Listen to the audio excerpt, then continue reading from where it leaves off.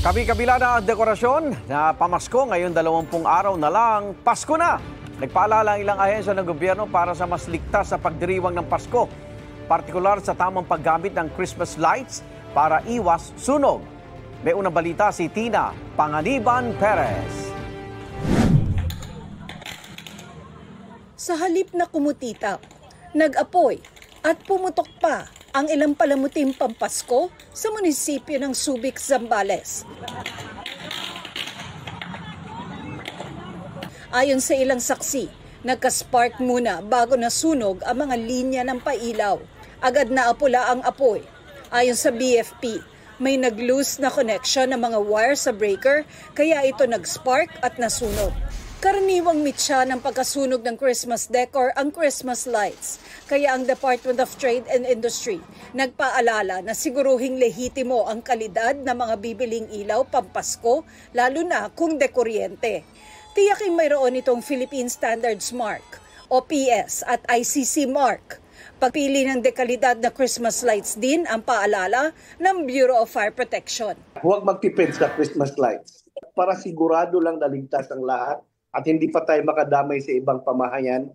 Maging maingat, lalo na kapag luma na ang mga ilaw. Kung nabili yan last year pa, not everyone has a good storage, no? So hindi na yung iba napapansin namin, for example, marami na siyang mga cobwebs, marami ng mga dust, and these are very combustible. Gusto ko na masigurado ko na safe ang members ng aking pamilya, then I will not be using it anymore.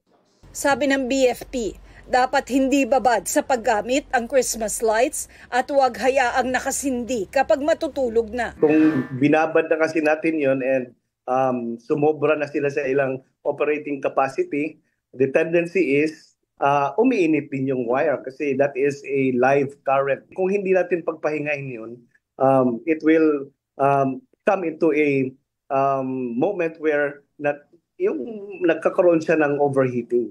So mas maganda talaga kung bigyan ng breather. Now, for example, 4 hours, pagpahinga ng 1 hour or 2 hours. Ugaliin ding hugutin ito mula sa saksakan sa tuwing aalis ng bahay. Maaari hindi natin alam kung anong nangyayari sa loob ng bahay. Lalong-lalo na pag may mga pests or certain animals tayo around, minsan ito ay napaglaruan, kinakagat, and maaaring mag-cause din ito ng sunog. Kung maulanan, mainam na obserbahan kung magkakaproblema kahit pa sinasabing all-weather o pwede ito sa ulan. Panawagan naman ng Department of Environment and Natural Resources o DENR ngayong Pasko, ipakita ang pagmamahal hindi lang sa kapwa, kundi sa kalikasan. Iwasang lagyan o balutin ng Christmas lights ang mga puno na maaaring makasakal sa mga ito. Ang mga kable at plastic na bahagi ng mga dekorasyon, maaari raw magdulot ng impeksyon na baka ikamatay ng puno. Maaari rin daw makaistorbo ang liwanag sa mga ibon, insekto at iba pang hayop na naninirahan sa puno. Ito ang unang balita. Tina Panganiban Perez para sa GMA Integrated News. Igan, mauna ka sa mga balita, mag-subscribe na sa GMA Integrated News sa YouTube para sa iba't ibang ulat sa ating bansa.